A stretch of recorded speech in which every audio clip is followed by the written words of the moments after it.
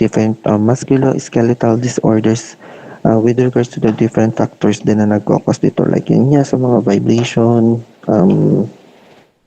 yung sa lifting, syempre pa yung mga awkward posture, kapag paulit-ulit yan, syempre kapag yun nasa limit ng ating lifting, ano pa ba? Commonly yan naman yung mga musculoskeletal disorders pero napakarami niyan. Different types yan and different areas of the body. So yun yung focus natin kay ergonomics 1 wherein dito naman kay cognitive ergonomics or ergonomics 2. So focus ito is to reduce yung ating mga different possibilities of human error and wrong decisions. So, yung kasi ating mga human errors and wrong decisions, sometimes nangyayari yan kasi nga, because of our cognitive abilities and limitations na meron tayo. And yun yung gusto natin bigyan ng solution. Okay? And also to contribute to the prevention of workplace accidents and industrial accidents. So, syempre, for example, okay na tayo dun sa mga musculoskeletal disorders. Meron tayong different projects or different improvements na provide for our employees or for our workers. Pero hindi pa rin natin masasabi kung na-perceive ba nila ng maayos or yung kanilang pagkaintindi o pagka-understand sa different instructions, kung paano ba yung trabaho nila. So, kailangan nating alamin if naintindihan talaga nila ng maayos yun. So, we will be dealing on those types kasi para nga ma-reduce natin or para ma-eliminate natin yung different human errors and yung ating mga wrong decisions na ating pwedeng makomit doon sa ating mga trabaho.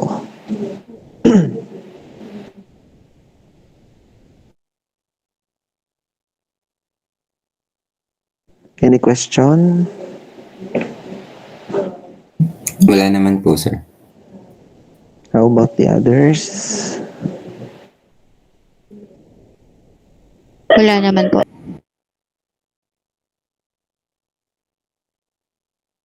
Okay. So, proceed tayo.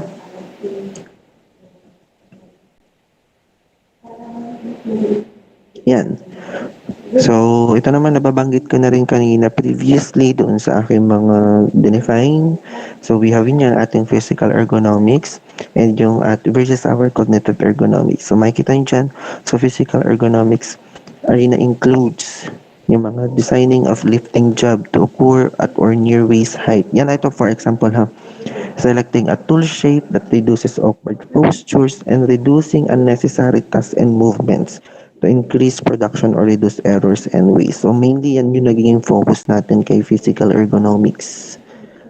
While dito kay cognitive ergonomics is on the other hand focuses on the fit between human cognitive abilities and limitations and the machine task environment, etc. So sana nakikita niyo yung pinagkaiba nila kung saan sila nagpo-focus. Isa is more on physically while the other one is parang more on how we understand or through the use of our mental process or yung ating mental abilities or yung ating abilities cognitively.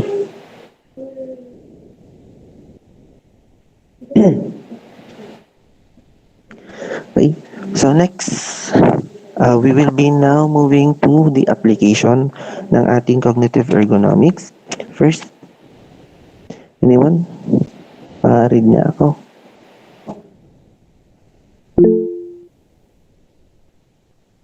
How about the others? Wait lang. Sige nga, Peradilla. Designing a software interface to be easy to use. Okay, thank you. Sorry class ako kayo nagpapabasa. Ito lang ay para makita kong kayo ay gising pa. At baka kayo ay tulog na. Alam niyo, napakaganda ng boses na inyong sir. Okay, so just to go back doon sa ating discussion. So first nga natin application is designing a software interface to be easy to use. So syempre, lalo na ngayon, alam naman natin nowadays that mainly sa ating mga industry, ginagamitan natin yan ng mga advanced level of technology and machineries. And syempre, pag advanced ang technology na ginagamit, pag complex niyan, or pag hirap, or pag komplikado as a machine or kung ano man yan. So, syempre, pag hirap niyan, pag complex niyan, yung ating mga workers, kailangan nilang maka-adapt dyan. Kailangan maintindihan din nila kung paano sila gagamitin.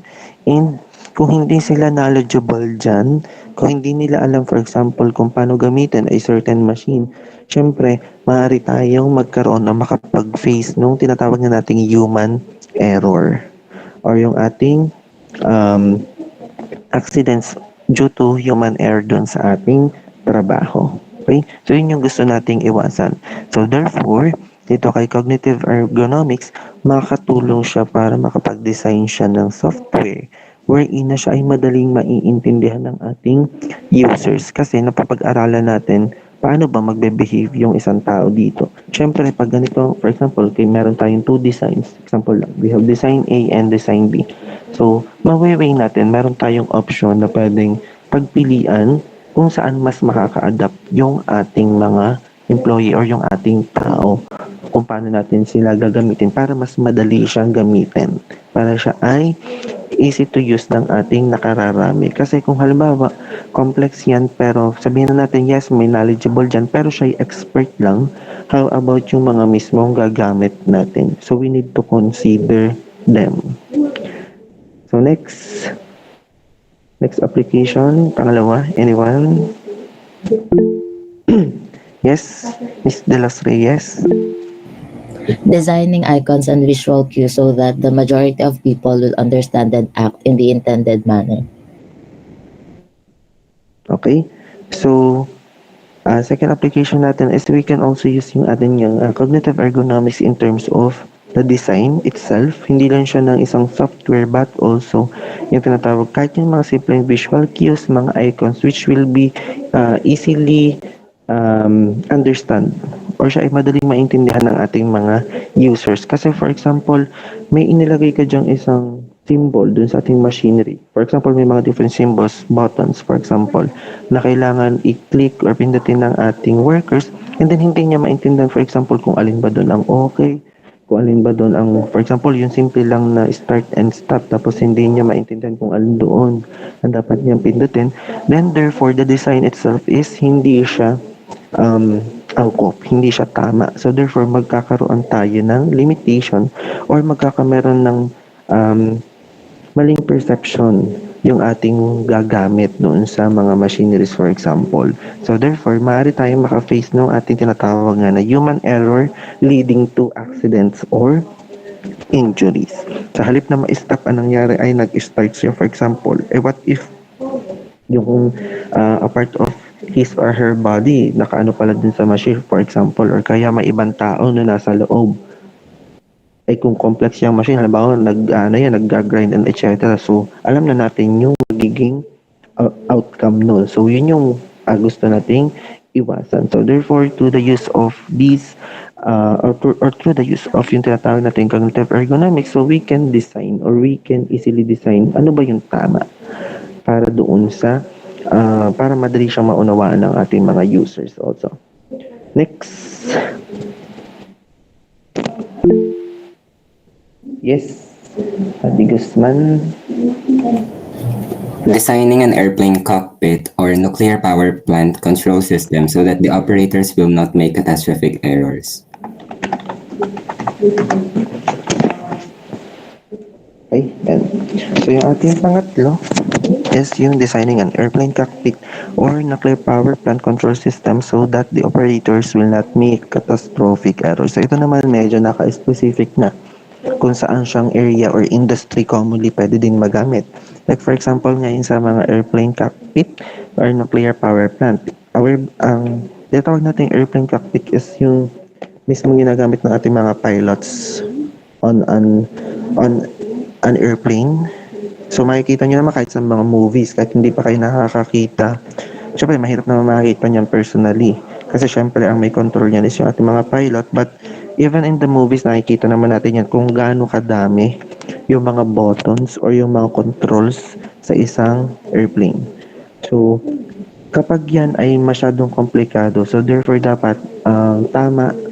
For example, yan yung ating mga system, tama yung kanyang mga icons, visual cues, tama yung kanyang software na gagamitin natin sa kanya. Kasi, imagine kung a simple error lang, halimbawa isang button lang talaga yung nagkamali niya, it can lead to a severe damage. Uh,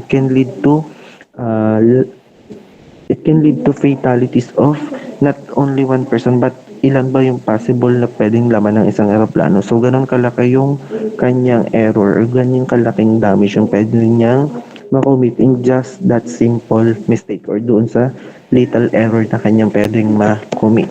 So, sa nuclear power plant, alam naman din natin kung gaano siya delikado, kung gaano siya ka-complex. So, therefore, yung pag-iingat na ginagawa natin with regards to this kind of industry ay talagang napakataas. I'm not saying naman class na dapat nating i-level na parang yung ibang industry okay lang kahit hindi ganun ka control or hindi ganun ka what do you call this, hindi ganun ka taas yung pag apply natin itong ating cognitive ergonomics sa kanila.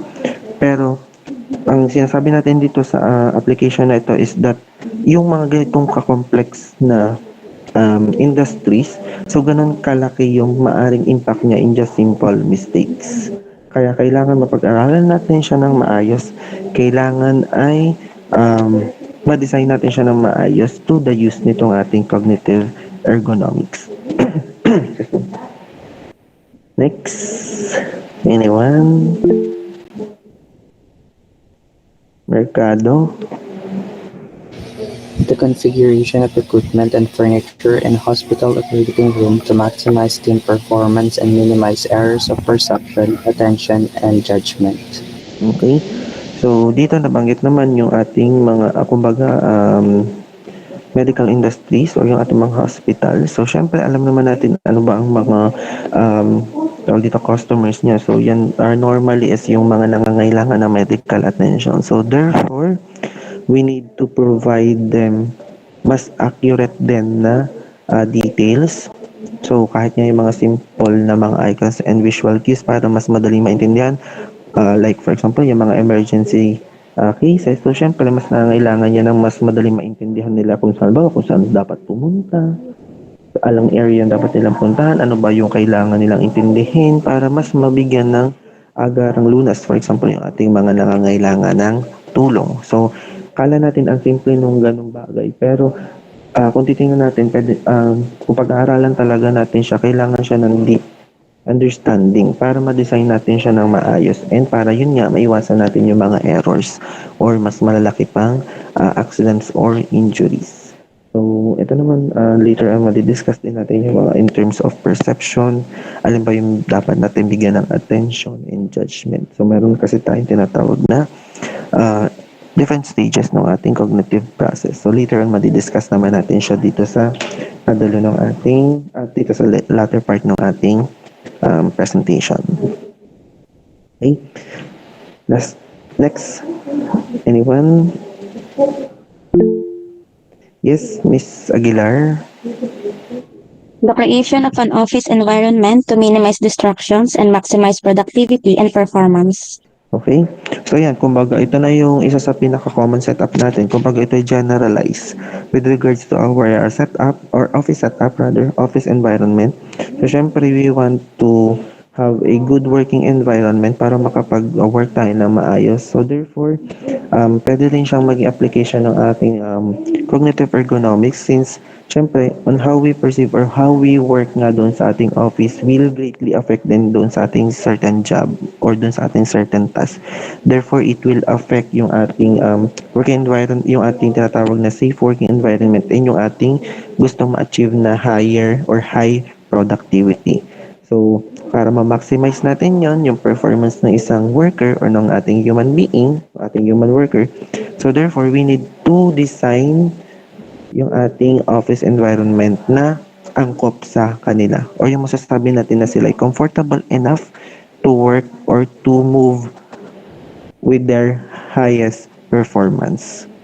Siyempre, hindi natin lagi yan i-compromise. Siyempre naman ay, kumbaga, we want to achieve that without compromising yung ating mga tinatawag na mga health conditions and yung safety ng ating human being, ng ating worker.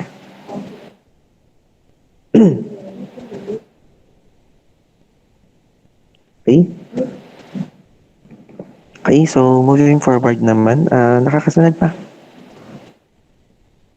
Yes po, Yes po, sir. Okay, wait lang, wait lang.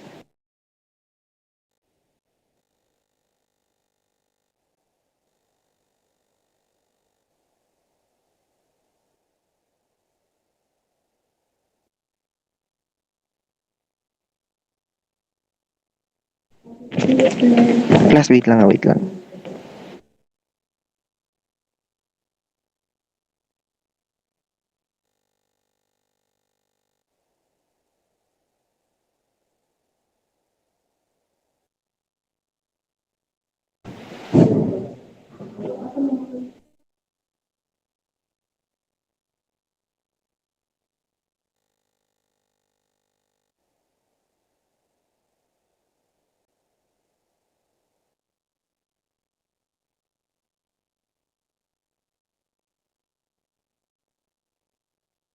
Ay, sorry class sa interruption.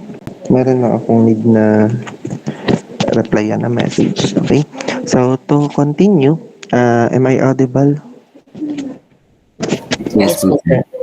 Okay, thank you. So, to continue, we will be now having the what we call focus of cognitive ergonomics. So, syempre, ang ating primary focus for our cognitive ergonomics is on the work activities which first is have an emphasized cognitive component like yung ating mga calculation, decision making. Kasi syempre, what do they call this? Decision making malaking part kasi siya dun sa ating work environment or dun sa ating trabaho. Kasi kung ano yung magiging decision natin will greatly affect dun sa magiging takbo ng ating trabaho or lalo na kung may handle tayong different persons. Lalo na kung tayo kumbaga nasa higher position. It will greatly affect hindi lang sa'yo but kung sino man yung mga nasasakupan mo. So therefore, we need to decide well for the well-being, not hindi lang para sa ating well-being but also for the other, para dun sa ating mga nasasakupan. Also for the calculations. So syempre isang maling calculation, then therefore malaki ding error yung maaari niyang makommit. Also, it will be focusing, yung nabanggit naman kanina, yung ating safety in our environment. So syempre we want to provide a safe working environment for our workers. Siya man ay office, siya man ay production area, or anumang area tayo nakabilong. So, dapat lagi nating ipaprioritize or focus also si safety ng ating mga workers. Are in complex, changeable environments wherein tasks cannot be predetermined. So, syempre nag-iiba-iba din naman yung mga tasks natin and also yung mga, for example, may naka-assign sa atin na task, nagva-vary pa din naman tayo on how we deal with it. Kasi yung ating kumbaga nararanasan everyday is nagbabago. Hindi naman yan constant na halimbawa, ganitong oras, ganito yung marireceive ko. Ganitong oras, ganito yung makikita ko. Ganitong oras, ganito yung mangyayari. So, hindi. It varies every day, every time. So, therefore, kailangan natin siyang, kailangan natin maka-adapt to that kind of environment, dun sa pabago-bagong environment na yon. So, kailangan natin magkaroon kumbaga ng design that will be fitted doon sa ganong klase ng environment.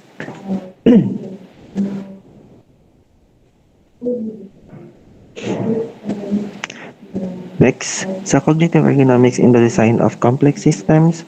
So, complex automated systems create interesting design challenges, and research and post-accident analysis indicate that the human role in automated system must be closely considered. So, yun nga, as I have mentioned sa inyo a while ago, so, advancement in technologies create complex systems, create complex, what do you call this, challenges also. Kasi syempre, pag complex ng isang system, pag komplikado niyan, pag komplikado din ng ating mga challenges na pwedeng ma-face dyan. And yun, as dito sa ating current slide, so sinasabi dito that parang napatunayan, kumbaga, na most commonly, na yung human role, yung ating interaction dito sa ganitong klase ng mga systems is nagkakameron ng malaking consideration or vital role. So, kailangan natin siyang ma-monitor well, kailangan natin siyang mapag-aralan ng maayos kasi nga, if binaliwala lang natin yan. Akala natin halimbawa simple lang na ganung bagay, maaari siyang mag-lead to malaking error or mas malaking accidents doon sa ating work or dun sa ating task. So therefore, kailangan natin siyang pagtuunan ng pansin. So automation can result in increased operator monitoring and vigilance requirements, complex decision-making requirements, and other issues that can increase the likelihood of errors and accidents. So yun nga, yung automations natin, so yung ating advanced technology na ginagamit sa ating mga setups, work setups, syempre mag-i-increase tayo dyan ng monitoring para makita talaga natin if umaangkop yung ating mga workers doon sa ganong klase ng sistema. Baka kasi sa kagustuhan nating i-automate lahat, gumamit tayo ng lahat na ng klase ng advancement no sa ating technology, hindi naman pala nakakasunod ang ating workers. Hindi naman pala kayang i-adapt ng ating mga employees. So, hindi rin siya maganda or in the long run, magiging problema din natin yan. So, therefore, we need to study them. Ano lang yung mga dapat natin gamitin? Ano yung mga dapat nating improve and ano yung mga solutions na pwede nating i-provide sa ganong klase ng mga challenges. Okay? So another interesting effect in automation is that humans will sometimes overtrust or mistrust an automated system. So yun nga, sa isang automated or sa isang complex system, sometimes na overtrust natin siya na like for example, iisipin ng ating workers or kahit natin, for example, kahit nasa high ups, iisipin is, ay automated naman yan. Maganda naman yung sistema niyan. Advanced naman yan. So, sa ganung thinking, overtrust natin yung system na ginagamit natin, nababaliwala natin yung mga simple things. Like for example, ay, dapat pala, what if nagpaganito tayo sa ating mga workers para mas maintindihan nila paano siya gamitin? What if basta na lang pala natin isinalang yung mga workers natin without knowing na hindi pala nila naintindihan? So, in the near future, maaaring maka-face ng challenges yung ating mga gumagamit niyan. Human error ang maaari nilang makomit dyan kasi hindi nga nila naintindihan paano gamitin, kung paano siya nagwo-work. So, mas malaking problema yung kakaharapin natin because we overtrust yung system or yung automation na ating ginagamit. Naunawaan yan, class? Yes po, sir. Yes po, sir. Any question so far? Wala naman po, sir. Okay. So, cognitive pa din. So, cognitive psychology. So, i-discuss lang natin siya kasi nga more on itong ating, of course, yung nabanggit naman kanina si cognitive ergonomics is kumbaga a part of it is ginagamitan natin ng psychology or parang dun siya nag-branch out. So we have a branch of psychology devoted to the scientific study of the mind. So paano ba nagwo-work yung ating kumbaga tinatawag natin mental process. So it involves the study of internal mental processes of all the things that go on inside your brain, including perception, paano natin na-perceive isang bagay, paano tayo mag-isip, paano natin na-store yung ating mga knowledges na ating nakukuha, attention or yung pagbibigay ng focus, language, also kung paano tayo magkaroon ng decision making and problem solving and learning na tinatawag natin. Siyempre, hindi naman natin basta ini-store lang yung mga nakukuha natin knowledges. So we need to use them. We need to retrieve them para magamit natin siya. For example, kung may ma-face tayong another challenges and apply natin siya as a solution doon sa mga problem or doon sa mga challenges na we will be encountering too. So cognitive is from Latin word cognito, meaning to apprehend or to understand. So yun nga, kumbaga we need to understand. Diba parang, we need to understand how we understand. Ganun yung parang takbo ng ating pag-aaralan. Kailangan nating unawain kung paano tayo umunawa. Kailangan nating unawain kung paano tayo umiintindi ng isang bagay. Okay? So, syempre, iba-iba din kasi yung way natin ng pag-cope. Iba-iba din yung way natin, kumbaga, para makagain ng knowledge. Sabihin na natin, to be honest, na mayroong ibang mabilis makaintindi. Mayroong iba na hindi ganon kabilis. May iba na average. So, hindi natin pwedeng iwanan yung ibang, kumbaga, hindi ganon kabilis maunawaan yung ganitong bagay. For example, sa isang task. So, kailangan sabay-sabay kayong makarating doon sa pag-reach ng goal na maunawaan kung paano nagwo-work yung isang bagay na ayon. Cognition, a general term including all mental processes by which people become aware of and understand the world. Okay? So, yun naman magka-connect naman yung cognitive and cognition. Isa lang is yung mismong process, while the other one is yung kanyang general meaning. So, move forward na tayo from this part. Yan. So, we will be now moving to what we call the stages of cognitive processes. So, meron tayo ditong 8 na stages na i-discuss. We will be starting with, yan. Wait lang, yan. First. This is what we call sensation. Anyone who can read the first part, itong first paragraph? Yes, Miss Panganiban. So it refers to our awareness about various stimuli, which we encounter in different modalities such as vision, hearing, touch, smell, and taste. Okay. So, yung first stage natin ng ating what you call this, cognitive process is mag-i-start dun sa ating mga senses. So, banggit naman din yan kanina yung kung ano-ano yung ating mga different senses. So, baka meron dyang may 6. So, napaka-high naman. So, sakali, but we are dealing with this, yung ating tinatawag na 5 senses. So, yan yung ating sensation. So, for example, nakaano tayo ng mainit, malamig. So, that will be for our touch, and etc. Alam niyo na naman to, yung sa ating mga senses, kung paano sila nag-work kung sakali. Kung paano ba sila na-stimulate, kung saang part ng ating body siya nag-uumpisa. Okay? So, mainly yan yung ating first stage, yung sa ating senses. So, various physical energies in the environment act on the sense organs. So, kumbaga, the receptors in them are stimulated from which nerve impulse are transmitted in the brain. So, syempre, kung yan ay sa vision, that will be coming from our eyes. So, yung ating receptors doon will be stimulated and it will send signals to our brain. While for our hearing, we have our ears naman.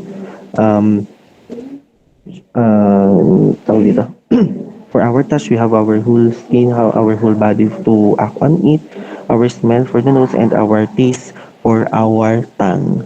So that will be, those will be our receptors that will send signals to our brain para malaman natin ano ba yung information or ano ba yung, what do you call this? Ano ba yung gusto niyang ipahatid na information doon sa ating brain para maintindihan natin ano ba yung for example, ano ba yung nakikita natin, ano ba yung nasa harap natin, ano ba yung kailangan nating malaman para magamit natin for further processing ng information, para makapagbigay tayo ng feedback, ano yung gagawin ng katawan natin, ano yung magiging action natin sa kanya.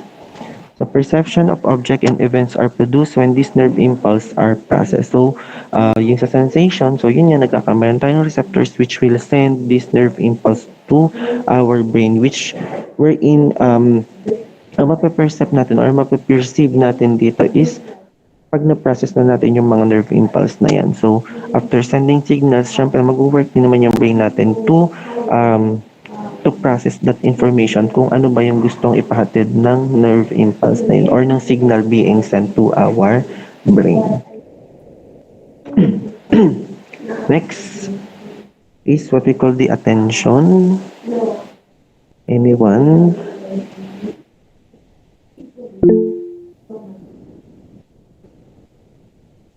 Yes, Peradilla. Many competing stimuli, but only limited capacity, therefore need to focus and select. Okay?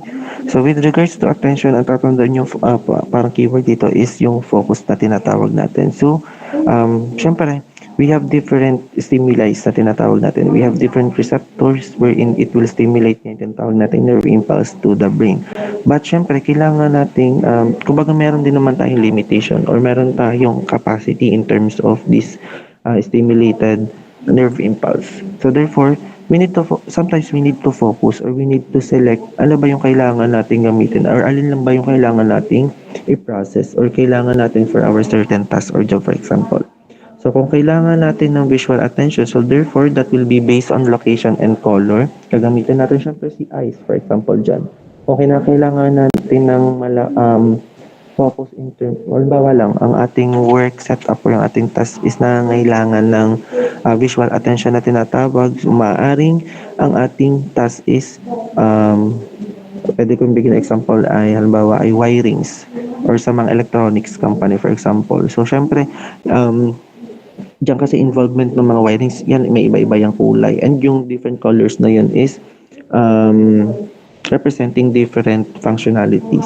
So therefore, kailangan, if you need to have a visual attention para makita mo ng maayos ano nga ba yung mga kulay, for example, ng mga certain parts na yun, wirings na yun, para hindi ka magkamali.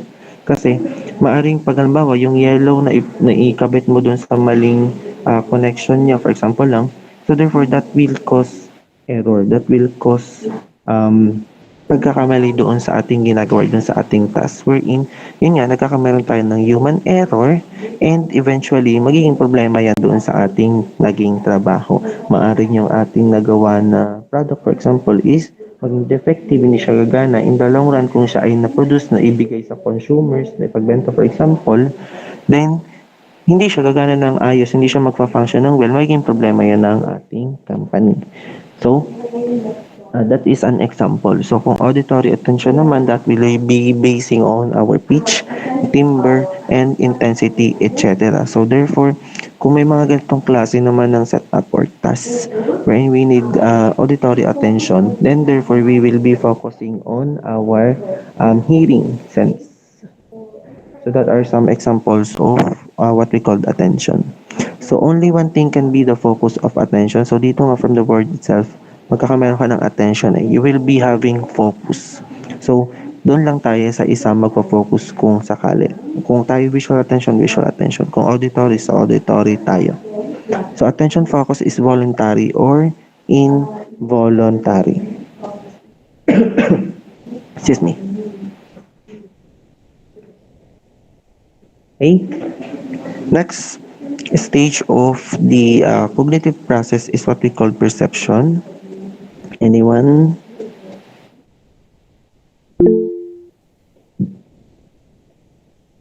Yes, Salud. In the case of perception, we process information and make out the meaning of the stimuli available to us. Okay.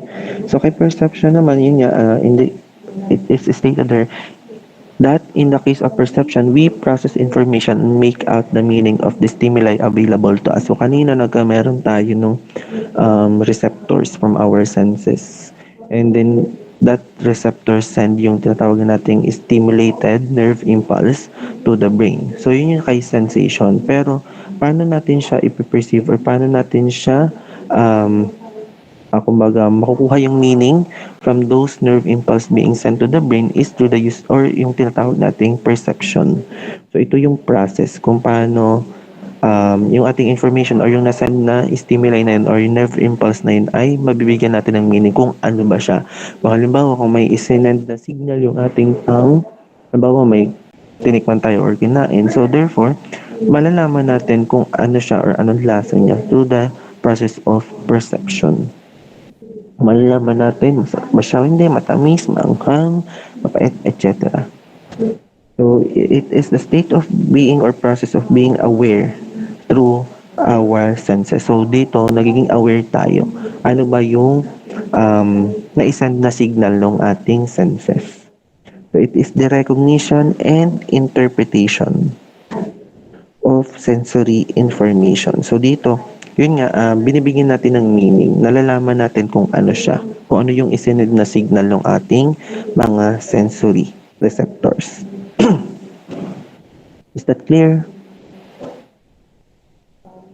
Yes po, sir. Yes po, sir. Sige nga, raise ng hand class kung gising pa. Check ko lang.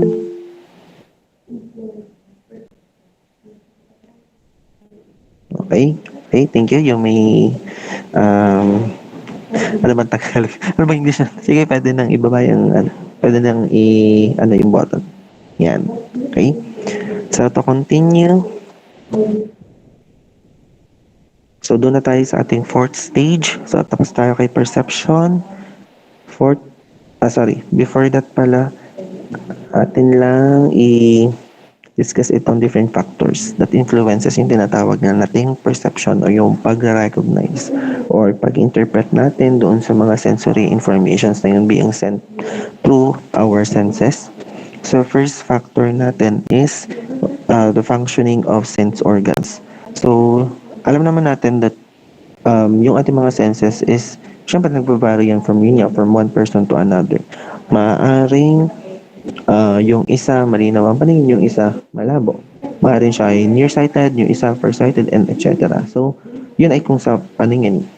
It varies din, syempre sa type ng organ na meron tayo. So, yung ating perception will vary also or magkakameron siya ng different factors that will influence it depende kung paano mag-function yung ating sense organ. So, syempre, kung meron tayong tinatawag na limitation with regards to our sense organ. So therefore, iba yung pagpe-perceive natin in terms of the information being sent to us ng ating mga sense organs. So maaring may isang tao mas mabilis makaperceive or mas madaling mabigyan ng meaning yung impulse na nasense sa kanya kasi okay yung kanyang sense organ. Walang problema. Pero kung halimbawa nga meron tayong difficulties with regards dun sa ating mga sense organs. So therefore, maapektuhan yan kung paano natin mabibigyan ng meaning or paano ipaprocess ni brain yung ating information na na-send ng ating mga sense organ na iyon. And syempre, kung yung ating sense organs ay hindi na talaga ganun ka nagpa-function well, kasi syempre may mga ganung cases. Like for example, hindi talaga totally na nakakakita. Merong iba na hindi na nakakarinig ng maayos na kailangan na talaga ng devices para sila ay makarinig. So, maapektuhan yung time to process the information and even sometimes yung kung accurate ba yung meaning or yung recognition na maiibigay ng ating brain doon. Kasi kung may problema nga, maaring hindi natin masasabi kung tama yung na-receive niyang signal and kung paano niya na bigyan ng meaning yung na-send na signal sa kanya. So, functioning of the brain. So, ito naman on the other hand, kung okay naman halimbawa yung ating mga organs, but meron din naman tayong cases na yung ating brain itself yung may problema. I mean, kung how siya mag-function. So, makaka-apekto rin yan kung paano natin ma-recognize or mabibigyan ng meaning yung ating mga information. Previous experiences. So, syempre, halimbawa, for example, may mga different experiences na tayong na-encounter. So, maaari din siyang maka-apekto in terms of our perception kasi parang nagkakameron tayo ng basis. Parang nakaset siya dun sa ating isipan na, ganito yung mangyayari sa kanya. Ganito kasi dati yung nangyari. So, meron tayong ganong klase ng parang nakastore sa ating memory na nakaka-apekto na on how we perceive or how we interpret yung information or yung data na isinend sa atin ng ating mga organs. Psychological state. So yan, syempre makaka-apekto yan doon sa ating perception also. Kasi psychologically, kung hindi tayo okay, then therefore, yung brain natin will not function how it's supposed to function. Interest. So, syempre, kung mas interesado ka sa isang bagay, mas madali mo kasing mauunawaan siya. Kumbaga, halimbawa lang gustong-gusto mong gawin yung isang bagay na yun. So, yung mga stimuli na isa-send sa atin ng sense organs natin ay mas mabilis natin siyang mapaprocess ng ating brain or mabibigyan ng meaning and recognition kasi interesado ka. Kasi nandun yung, kumbaga parang focus mo, nandun yung kagustuhan mo. Rather than doon sa mga, um, syempre kung ayaw mo yung isang bagay, parang nakaset din yan sa utak mo na, ay, di ko naman siya gustong gawin. Parang yung pagpaprocess ng information will be delayed. So, magiging factor siya influencing our perception also. Yan, magkarugtong yan. Interest and motivation. Kung motivated ka sa isang bagay, then therefore you will be, dito, mas madali para sa iyo na i-process yung information na being sent to your brain. Parang bukas kasi yung isipan mo with regards to that matter. And also the behavior of an organism. So that can also affect yung ating perception. Excuse me. It will also affect our perception to the things na gusto nating maintindihan. Okay? Do you have any question, clarification dito sa mga different factors and influences natin kay perception? Wala naman po, sir. Wala naman po, sir.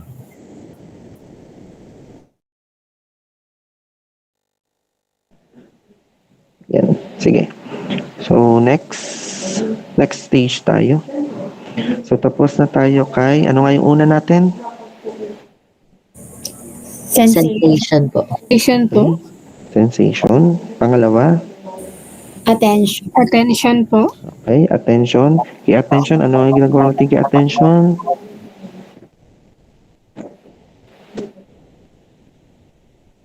Tayo ay Yung focus po, sir, natin sa bagay pong okay, ginagawa. so magkakameron tayo ng focus. And then yung pangatlo is yung ating perception. Wherein we discuss naman different factors na nakaka-affect sa kanya on how we give meaning to to the information being sent to our brain. So fourth stage is yung ating tinatawag na learning. Anyone who can read this?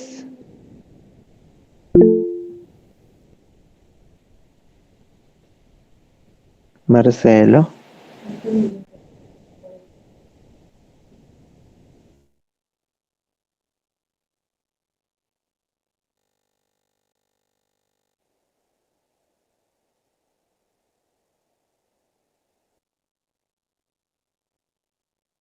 Okay? So, yung ating fourth stage rather of the cognitive process is yung ating learning. So, syempre, after we give meaning or after we recognize the information being sent to us or dun sa ating brain, so syempre dapat meron tayong ma-acquire na new knowledge or pagpalagay nating information na pwede nating masabi na learning natin. Wherein, this acquired knowledge and skills can be further used para doon sa ating mga for example, tinatawag natin mga reasoning, doon sa ating mga decision making, problem solving, and etc. So, kailangan ay what do you call this? Yung information na atin nabigyan ng meaning ay dapat magamit natin. Hindi siya yung basta lang natin nabigyan ng meaning. So, we will further process it para siya ay mabigyan natin ng feedback or response or action na tinatawag, which is yun naman ay mga later stages nitong ating tinatawag na cognitive process.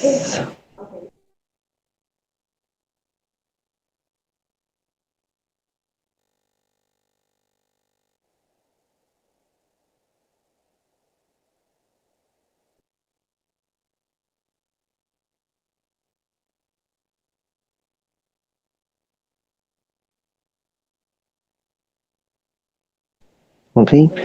So, next. So, naka-apat na tayo. We have still 4 more stages. So, next natin is memory. Anyone?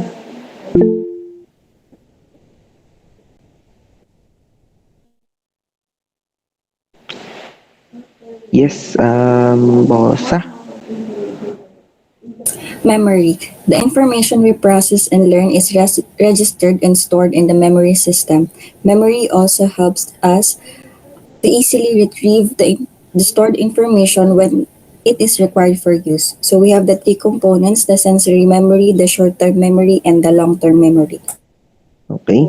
So yan, yung ating fifth stage of the cognitive process is yung ating memory. So after we give meaning and meron tayong na-acquire na new knowledge, so therefore we are going to store it. Siyempre, kumbaga, hindi lang naman siya, isipin natin para din siyang computer system.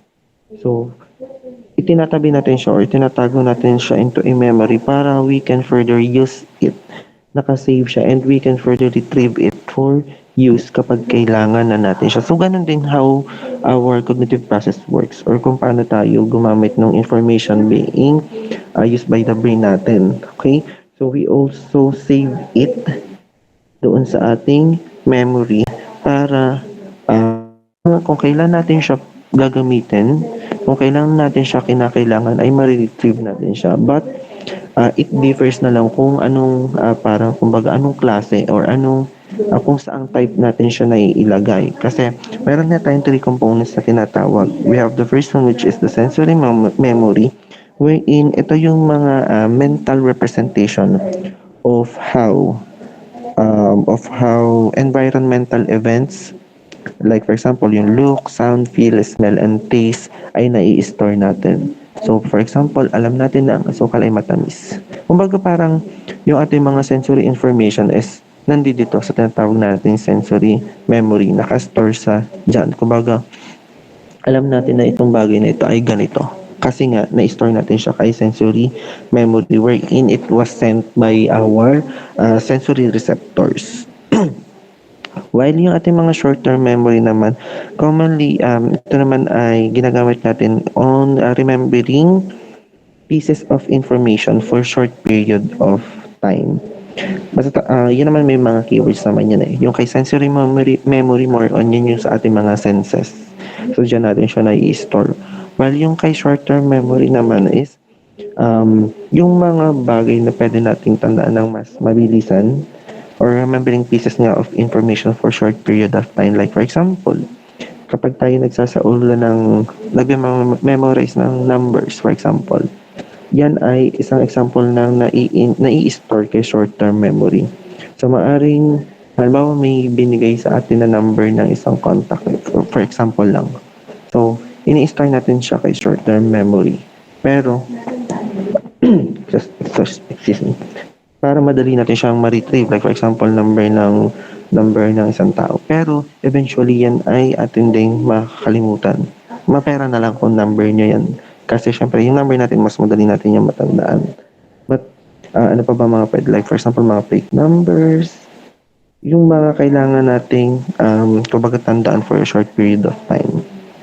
While, yung pangatlong component natin is the long-term memory. So, from the word itself, ito naman is yung mga kailangan nating i-retrieve or i-store ng pangmatagalan. So, sana yung mga learning, yung mga sa mga courses natin. So, sana dyan natin siya na-i-store. Hindi doon sa ating short-term memory. Para pwede natin siyang i-retrieve anytime. Pwede natin siyang magamit for our use. Palagay nyo ba, class, yung sa inyong mga courses, saan nyo naiilagay yan? To be honest. Palagay nyo ba nasa short-term memory or long-term memory? Anyone? Yung iba po, sir, is short and yung iba naman po is long. Okay. So, tama naman yun. Kahit naman ako, aminado doon na meron talaga tayong mga information that we can say na doon natin siya na i-store sa mga short-term memory or long-term memory. Kasi meron tayong mga information na madali nating naiintindihan or naintindihan talaga natin na maayos and we can store it for long-term. Kayang-kaya natin siyang i-retrieve kahit halimbawa nakalipas na ang buwan, nakalipas na ang taon.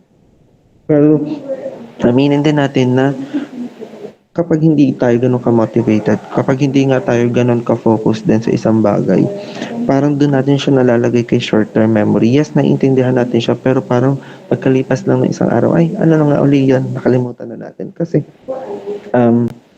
kahit sa studies, gano'n naman yung nangyayari minsan. Kasi parang hindi din natin siya nabigyan ng pansin na maayos. So, hindi natin siya na-store ng mas maayos din or for the long term. Okay? So, that will be our fifth stage of the cognitive process. So, after natin kay sensation, i-attention, then na-perceive natin, nagkaroon tayo ng learning, then na-store natin dito kay memory. So, ang sunod natin is thinking. Anyone who can read?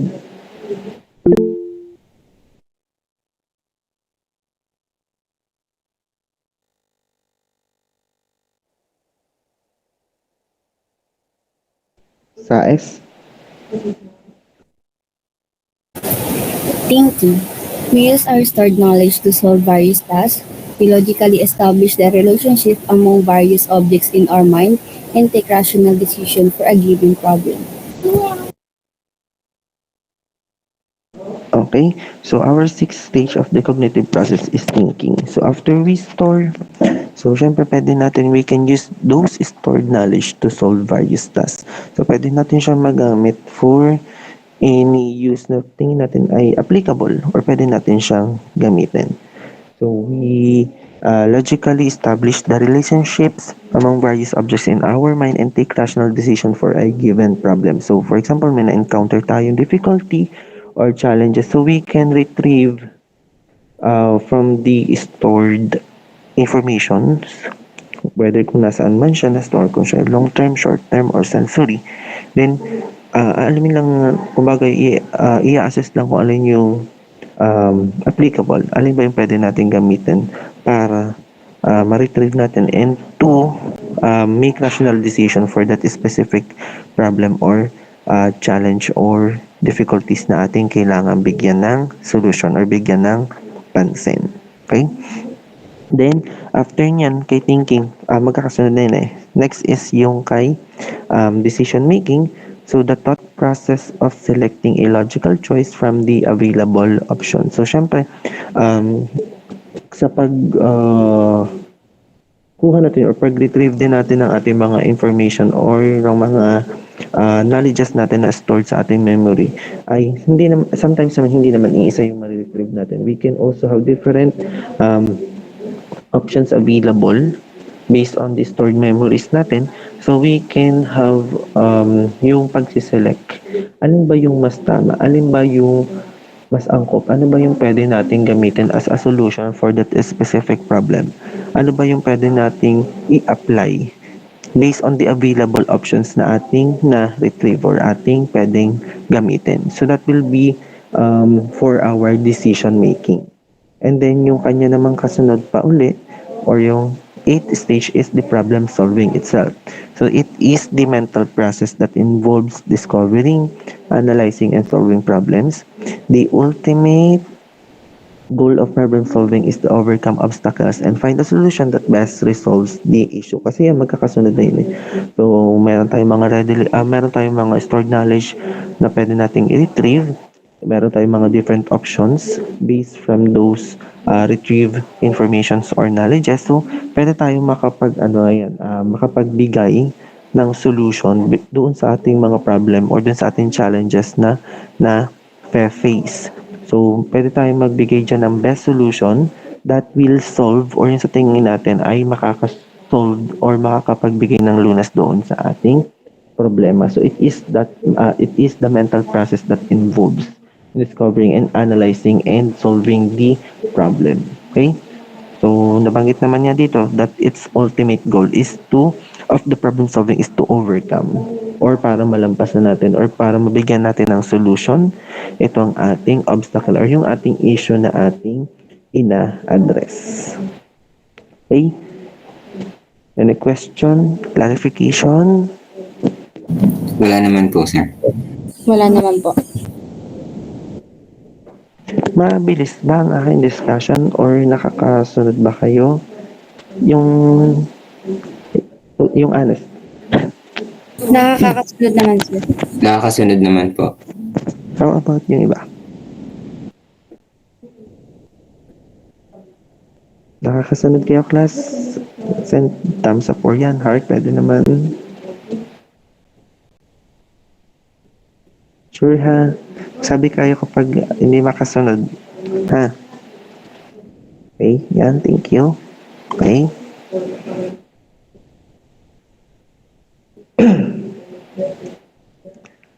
So, tapos na tayo kay stages of the cognitive processes. So, pwede tayo ngayon mag-move dun sa tinatawag nating human information processing. Okay? Ay, yan, mahaba-haba. So, ako muna.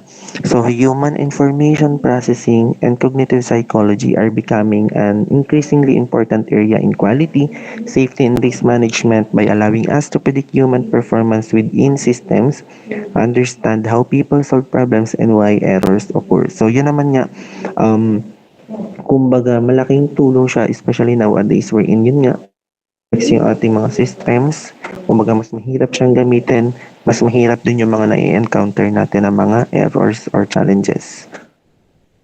So therefore, to the help nitong ating cognitive ergonomics, specifically, yung pagpaprocess natin ng information is nakakatulong, yung pag-unawa natin dito is nakakatulong para yung mga ganang klase ng mga challenges within the systems that we can encounter ay mabigyan natin ng prediction kung paano ba natin siya pwedeng maiwasan.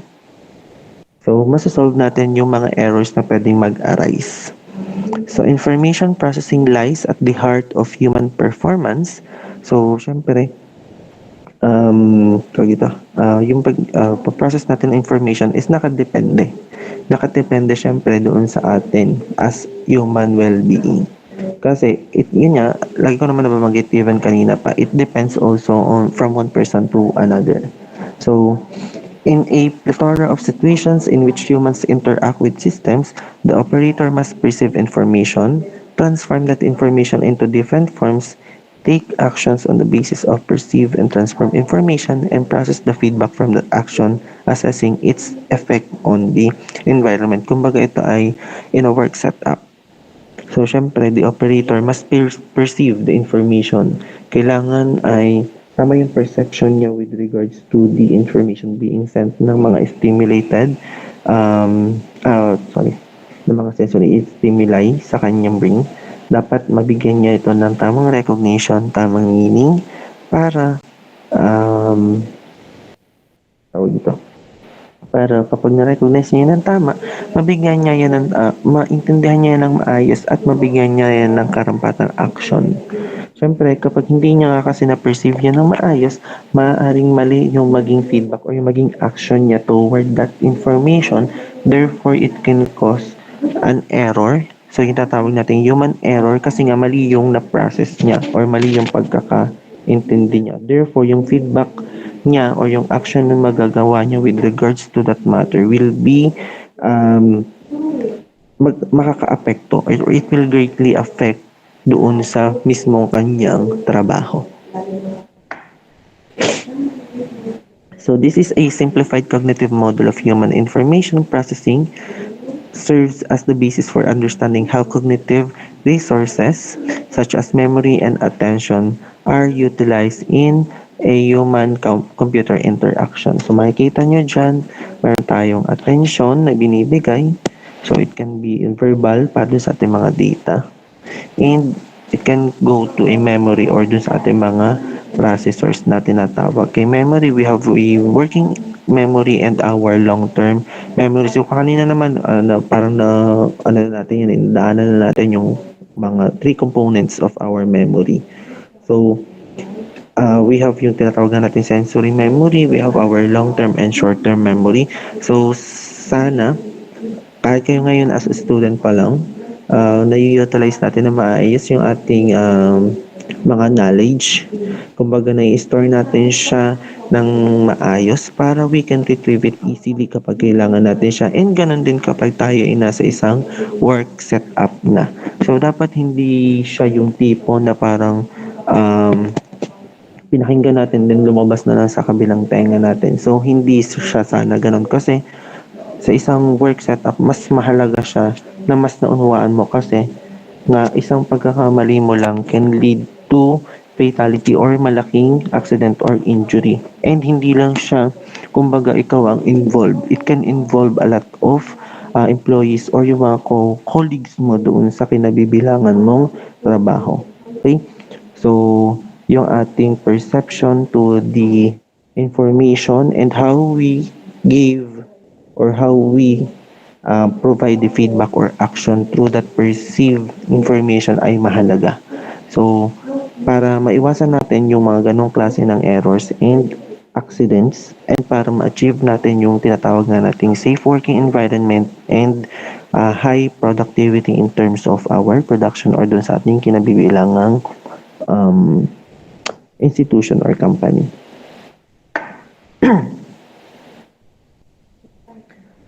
So this is the human information processing model. So makikita nyo, loop siya pero may part siya dito na hindi talaga totally, kumbaga parang from our senses. So makikita natin we have the perception. And directly pwede na siyang mag-proceed kay decision and response selection. Kasi kung papansin nyo kanina yung sa ating attention na part, yung second stage of the cognitive process, it depends naman kasi. It depends kung nangailangan ba tayo ng attention na tinatawag natin or yung focus for that certain part doon sa second stage natin. So, it differs or depende kung magbibigay tayo ng attention to certain resources na kailangan natin for kung ano yung kinakailangan na specific job na meron din tayo. So, parang ganun din sa ating human information processing. So, may mga parts na pwede natin magbigay ng attention but hindi siya necessarily na kailangan laging ganun. So, lagi magmumula tayo kay our senses. We have eyes or ears, for example, events or yung ating stimuli.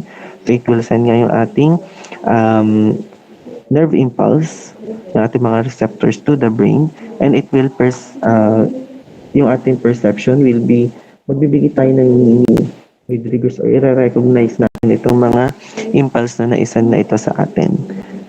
And then, dito, pwede tayo magkameron ng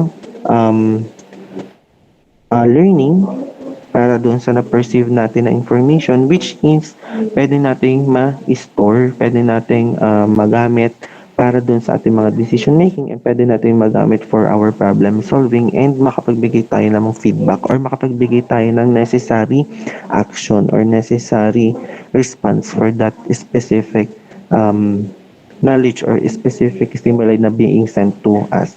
Kumbaga nagkakameron tayo ng response na tinatawag. Hindi siya titigil na meron lang tayong learning. Siyempre, nagkakameron tayo ng response or feedback. And then, yan, parang maging loop na siya. Ulit na lang siya ng ulit. Kung ano may sinesend sa atin, ipaprocess yun ng ating ipaprocess yan ng ating brain, magkakameron tayo ng certain knowledge, i-store natin, and then pwede natin siya magamit, ma-retrieve kung kailan natin siya pwede gamitin or kung saan siya applicable para makapagbigay tayo ng response, makapag-solve tayo ng isang problem o ng isang challenges based doon sa mga learnings or knowledges na ating na store.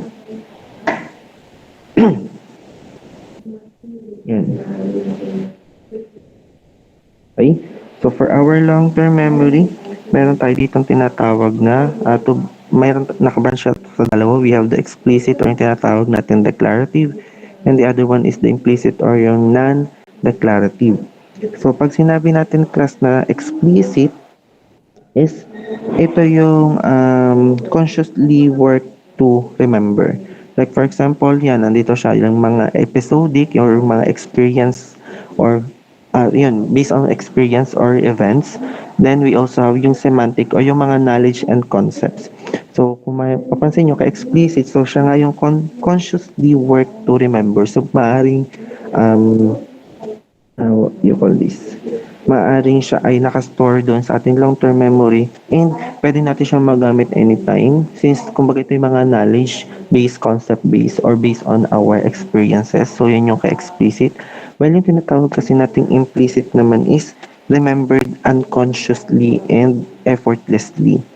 So ito, pwedeng ito kasi ay natitrigger sometimes. Yan, yung mga emotional condition. We have procedural like yung mga skills and action. So ito ay kumbaga kailangan i-work out mo. Yung kay procedural naman, ito, nangangailangan tayo sometimes ng mga training.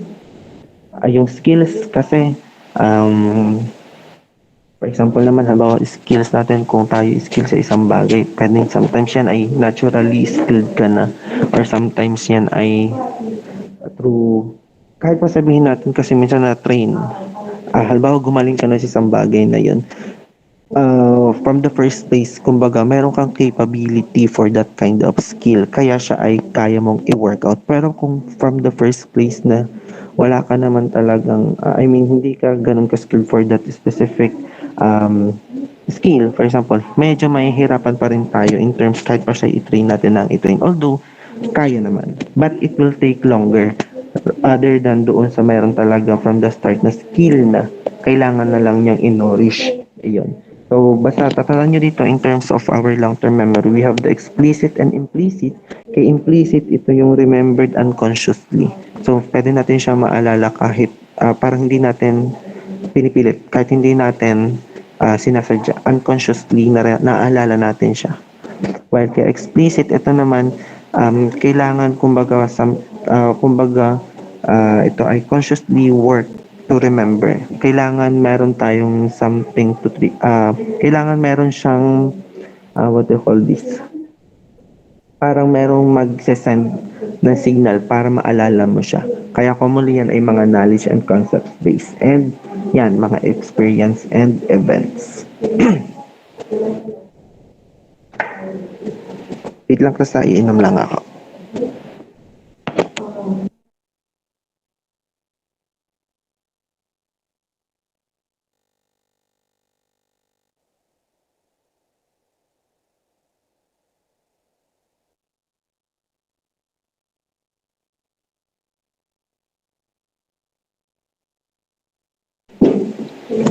Okay, so the trouble with information.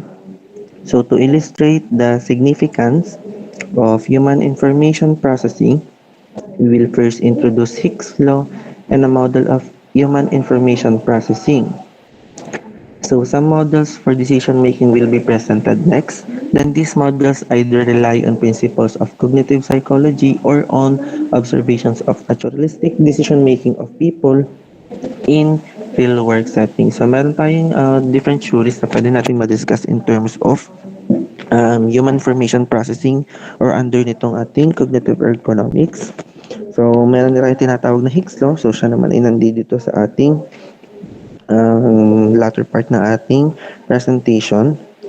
And then also different models can be discussed dito para to show different concepts and principles for the human information processing. Ito lang, illustration or a figure shown of different design. We have design A and design B. So kung makikita nyo, yung ating designs will vary. Depende sa pangailangan ng ating, kung ano yung kailangan natin for that specific machinery or equipments. And kung paano natin siya na-design will affect also on how we perceive or kung paano natin siya mabibigyan ng recognition and kung paano natin siya mauunawaan. So, like for example, in this illustration, sa tingin nyo, ano yung meron kay Design A? Any idea lang? Open tayo to any idea.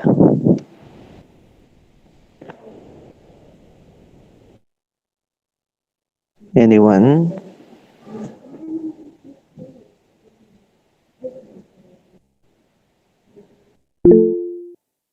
Or pwede rin i-compare yung dalawa kung sakali. Yes, Miss Panganiban?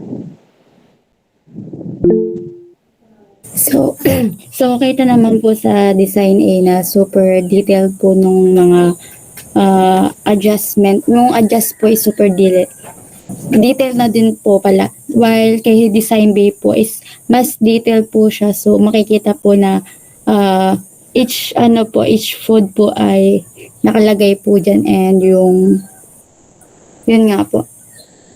Okay. Okay. So, kung makikita nyo, parehas silang may parang pinag-focusan in terms of the detail. The other one is kung ano yung pwede mong set na wattage, and yung sa auto start niya, maybe it is in terms of time kasi wala lang naka-indicate dito kung ano siya. And then the other one naman is kung ito naman more on specific siya in terms of what kind of food, yun nga as nabanggit ni Panganiban. So both of them ay magkaiba yung atake, kumbaga. Magkaiba yung kanilang gustong i-focus, and it sends different signals or it sends different information to us. Kumbaga, kung alin yung mas madaling gamitin. But it differs kung ano nga yung ating ipaprocess din, for example. Okay? Like a Design A, mas madaling mag-set ng, for example na lang kung gaano siya kainit na kailangan natin gamitin, kung naka-specific yung temperature na kailangan natin gamitin, for example. While kay Design B naman, kung may specific tayong need na i-process, for example, kung beverage yan or kung ano man yung nakasulat dito, then mas madali sa atin piliin siya kasi naka-indicate na siya dun sa mismong design niya. So, yun yung difference nila dalawa. Meron silang, parang sabihin na rin natin, meron sila both na pros and cons.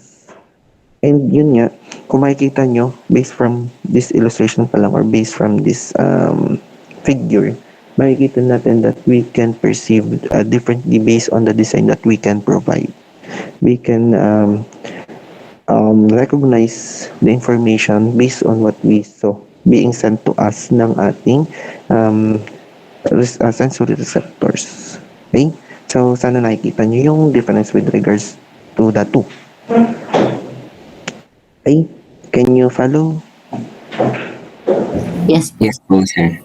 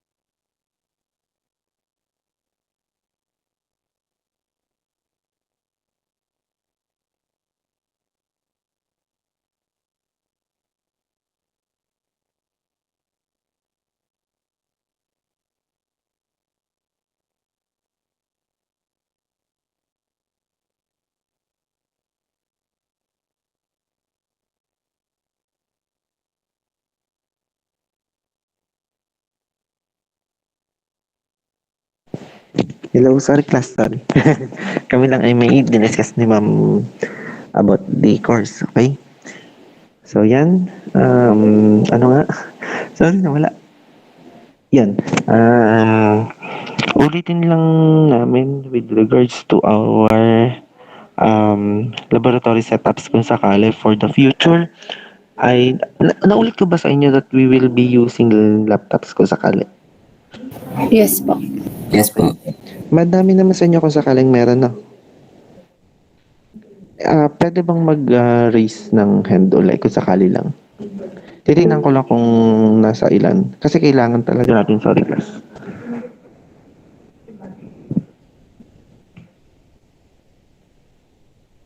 Okay. Okay, thank you. So, more than 10 naman yan. Yun, for the next, natin weeks natin to come, more on baka magkameron tayo ng mga laboratory experiments din. And, gagamit tayo ng software. Yung tinatawag na nating design tools. So, you can search on it na on our internet kasi siya naman ay free download. Paki-install na siya kung sakali. Para kapag ginamit natin siya ay ready na yung ating tawag dito, yung software natin gagamitin for the laboratory experiments. So, yung siguro i-chat ko na lang din kasi may kalagyan yung design tools by kung sino yung tao. Hindi ko lang ma-recall kung sino. So, we will be using that and then yung groupings natin siguro kahit sa sunod na kapag tayo ay malapit na mag-lab. By next week kasi supposedly dapat tayo face-to-face pero may pasok ba tayo nun? February 10? Alam ko mga estudyante ang mas nakakabalita sa ganyan eh. Meron ba kayong idea kung may pasok sa next week? Parang Sana wala po, sir. Sana po wala. Ang alam ko kasi ay wala. Ang alam ko ay holiday. Kung sakali ay mababawasan pa tayo ng... Wait lang, search ko muna. Stay put lang kayo dyan. Sir, wala talaga, sir. Wala talaga. Parang ayaw nyo talaga magklase, no? February. Ang alam ko kasi, nag-holiday ng 9. Doon lang kami confused kasi kung yung February 9 ba ay as replacement or additional. Wait lang ha, search ko lang. Para tayo ay medyo aware na sa mga next setup natin for the next week.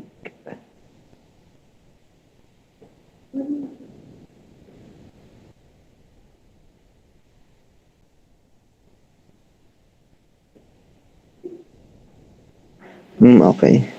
Additional siya.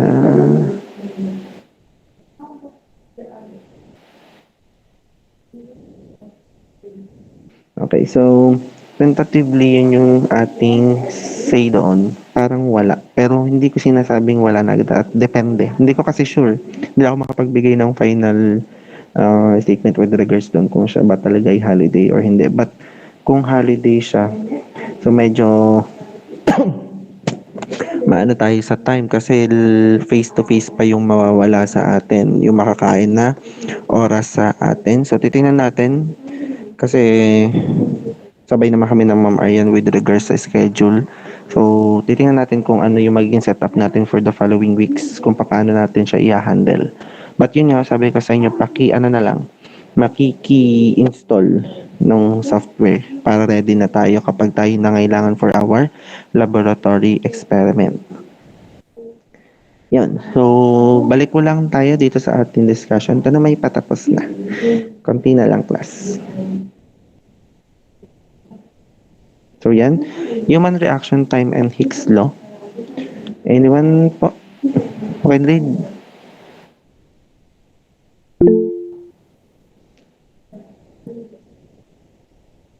Tayo, hanap lang tayo ng iba.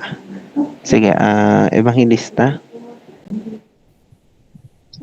Common performance measure in HFE is human reaction time.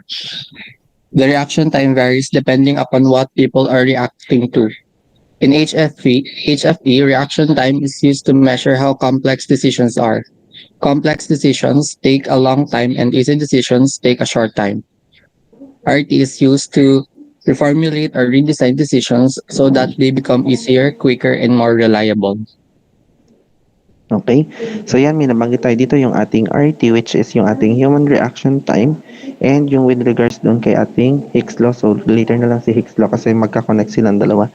So sinasabi dito that our human reaction time ay yung time varies upon what people are reacting to. So syempre, gusto lang naman sabihin nito is pag-complex ng isang decision or pag-complex ng isa nating mini-measure. So pag-complex din ng ating nagiging reaction. Parang yun naman ay danas natin every time. Kahit sa ating mga everyday basis, yung mga simple things natin. So syempre, pag komplikado na isang bagay, pagtagal natin siyang ma-process or pagtagal ng ating reaction sa kanya. Pagdali ng isang bagay, mabilis lang natin siyang maunawan, mabilis lang natin siyang napaprocess, mas mabilis natin siyang naiintindihan, mas mabilis tayo nakakapag-react. So, ganun yung kanyang, call this. Ganun siya, how it works. Okay?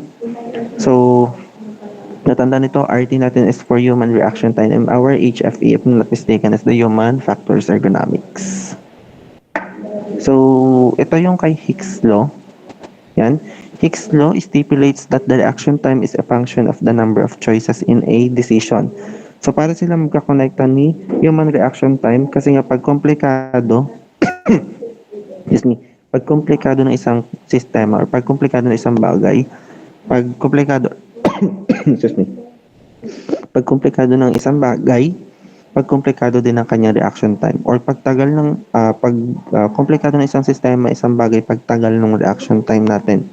So ganun din kay Higgs law. So pag dami ng choices or pag dami ng kailangan nating i-consider sa isang bagay, pagtagal ng reaction time natin sa kanya. So Higgs law, reaction time is plotted as function of information uncertainty or yung tinatawag nating entropy in bits. Kaya makikita nyo dito sa ating horizontal axis or yung ating x-axis, ang kanyang pinaka plotted or ang kanyang label is bits of information. So sa pagdami ng information na kailangan natin i-gather and i-process, so yun naman sa ating vertical axis or yung ating y-axis, siya ay reaction time in seconds or any measurement. So makikita nyo dyan, pag dami ng ating bits of info, pag dami ng information that we need to process, pagtagal ng reaction time natin. So sila ay kumbaga linear relationship with each other. Pagtaas ng isa, pagtaas din ng another one. So, yun nga, the figure shows a straight linear relationship. Thus, it seems that the brain is wired to respond linearly to the number of bits of information. So, syempre, yung ating brain or yung ating utak is magka-function based sa dami ng kailangan niyang i-process. So, pagdami ng information natin, mas matatagalan siyang i-process yun. Mas matatagalan tayo, kumbaga, mag-send kasi ng madaming nerve impulse yung ating mga sensory or yung ating mga senses. And then, mas matatagalan tayo to recognize those information being sent to us, and mas matatagalan tayo to store that and to send feedback doon sa ating, or yung feedback na tinatawag natin is yung ating reaction with regards to that information gathered. Okay? Naunawaan yun? Yes po, sir. Yes po, sir. Sorry at medyo inuubo lang. Yan. So, that will be for our reaction time and Higgs law. So, sila ay kumbaga parehas kung paano sila nagwo-work. Okay? So, yung kay Higgs law lang ay kumbaga siya ay naka-base kay human reaction time, and siya ay merong ganitong klase ng ating what do you call this? Graphing. We can use for Higgs law. So, tatandaan na kung paano natin siya pinaplot. We have the reaction time in second for the y-axis, and we have the bits of information for the x-axis. Marin yung makasama siya sa examination. So, general categories of theories of information processing. So, we have the stage theory of information processing developed by Atkinson and Schifrin. Describes three stages for storing and processing information, which is yung kanina natin na-discuss na tatlong klase or components of memory. So we have the sensory memory, we have the short-term memory, and long-term memory. So for our sensory memory, more on ito ngayon sa ating 2D representation of how yung ating environmental events, yung ating mga sa senses, yung ating sa look, sa sound, sa feel, smell, and taste. So, kumali dyan siya na-store.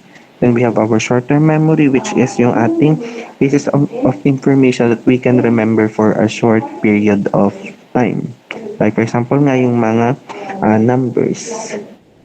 Not numbers na depende pa rin siya kung anong klaseng numbers yung pinag-uusapan natin. But commonly, kay short-term memory siya, pag yung hindi naman natin siya kailangan pang matagalan. Yun yung pwede natin tandaan sa kanya. And then for the long-term memory, ito naman yung mga, syempre, need natin for the long period of time. Can you follow? Yes po, sir. Yes po, sir. Okay.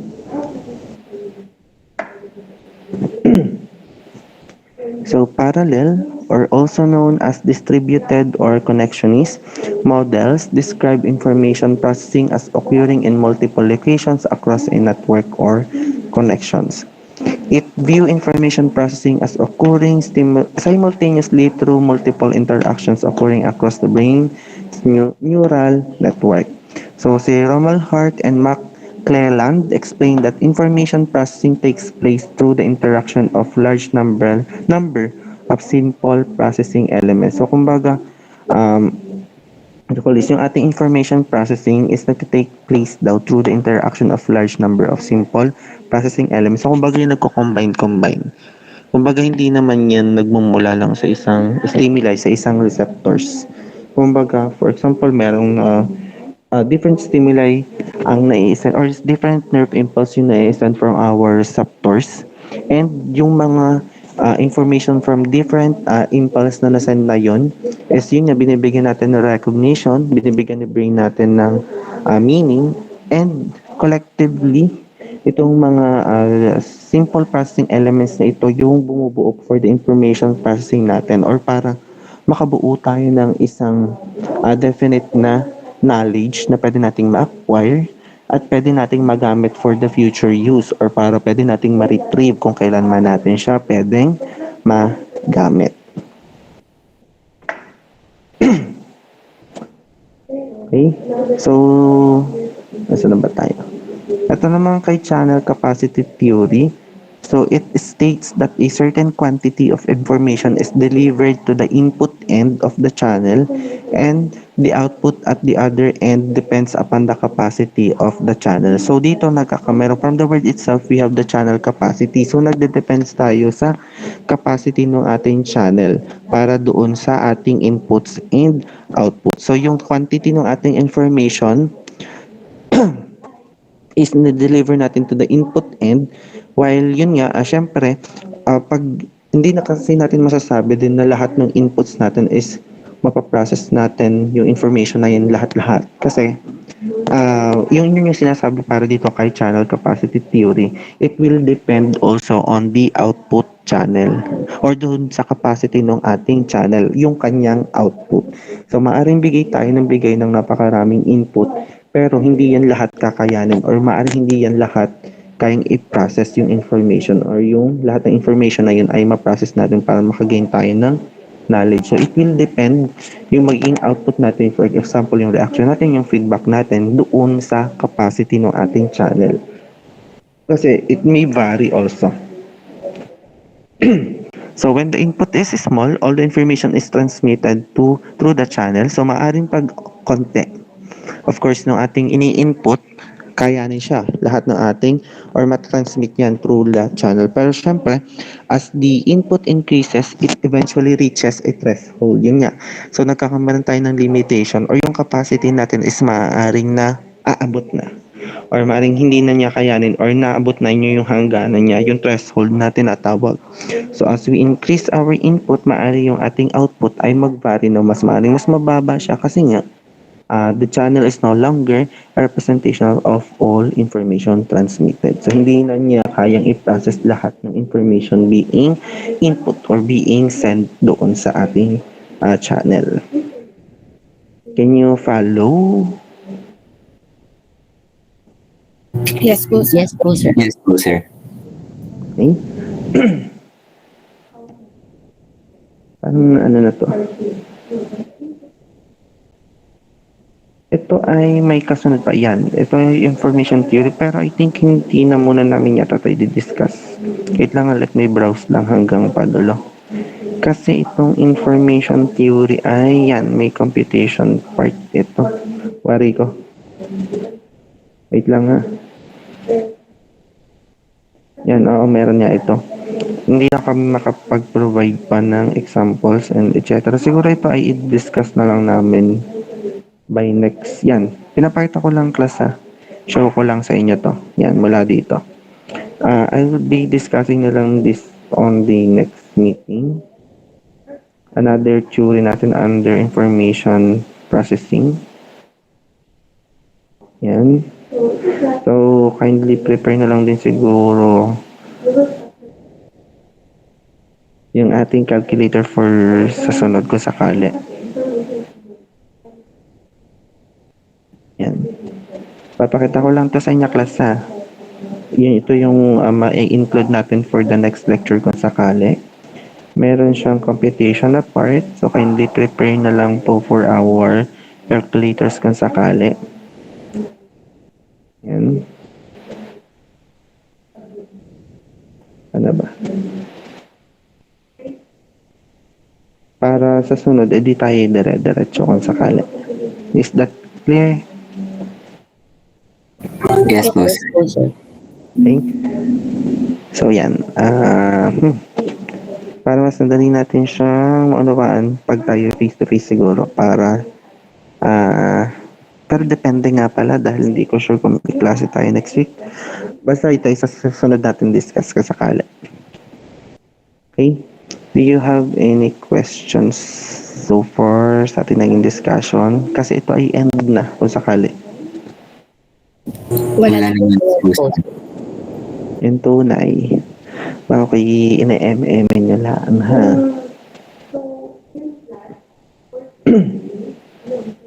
Gising pag lahat. Dapat ay 40. Sinong walang isa? Wait lang ha. Check ko lang.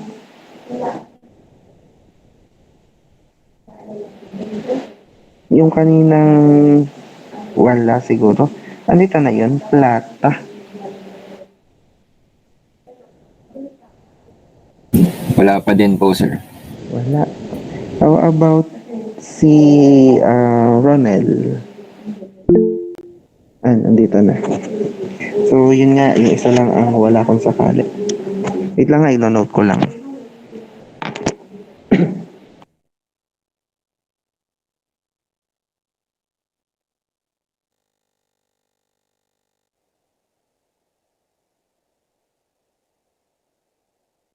Okay? So, yun, sorry, ninote ko lang yung ating nadagdag sa attendance. So, by next week, so nakadepende nga tayo, klase kung may klase. But, kung meron man, that will be face-to-face. Kung wala man, di yung sunod natin na week ay supposedly ay online. Pero, kindly wait for announcement from us, ha? Kung ano yung magiging setup natin. Kasi, kung wala tayong klase next week, baka mahirapan tayo, baka magkulang tayo sa time. If ever, ba open kayo for, what you call this, makeup class? Kung sakali.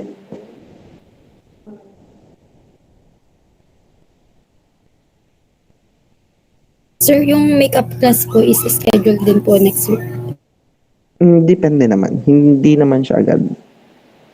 Parang depende rin kasi siya sa availability ng inyong time, ng time ko, at classroom kung sakali. Kasi mahirap din eh. Kasi kaya tayo meron din kasi nagkaklase ng event. Tapos kung may work kami ng weekdays, mahirap din, tatansyahin pa din natin kung sakali. Kaya titingnan din natin if may possibility doon sa what you call this, sa makeup class, or kung wala naman, edi maghahabol tayo ng konti dun sa ating mga lectures siguro. Titingnan natin. Basta wait din kayo sa announcement ko kung sakali. Is that clear? Okay po, sir. Hindi naman ako agad mag-i-schedule basta-basta nang walang tao dito na hindi ko siya muna naka-coordinate sa inyo kung sakali. Kasi kung di nagkakamali, baka iba-iba din ang schedule nyo per course. So, titingnan natin yung availability din. Tapos yung room pa. Madaming dapat din i-consider kung sakali eh. Basta inaano ko lang kayo, hina-heads up ko lang kayo kung sakali. Is that clear? Yes po, sir. Okay. And then yung doon sa software na gagamitin natin, isasend ko sa ating JCI yung isa-search nyo para makita niya siya. Kasi yun ay design tool ang tawag. Meron lang siyang karugtong. Isasend ko na lang doon sa ating JC. Okay? Is that clear? Yes po, sir. Yes po, sir. All clear po. Okay, any other clarifications, questions, concern? Wala Wala na. po, sir. Yung iba, class. Wala pa naman po. Wala naman po. Bakit may nagsasad? May question? Clarification? Wala na. Sure? Last call? Wala na po. Wala naman po, sir. Okay? Sige. So, kung wala na naman kayong question or clarification, then, siguro dismiss early na lang tayo and then, yun, balitaan na lang ulit tayo by the next meeting kung ano yung maging mga announcements natin kung sakali. Okay? Then, siguro ay isend ko na lang din ang copy nito sa ating Google Classroom para pwede nyo siyang maging basis for your review. Okay? So, yan, that would be all kung sakali. I will be giving you the permission to leave na our meeting for this morning. So, thank you for attending. Sana sa susunod na mga meetings natin ay madami tayo ha, yung ganito lang, kompleto, halos. Okay? So, that would be all. Thank you and keep safe, class. Thank you po, sir. Thank you po, sir. Thank you po, sir. Thank you po, sir.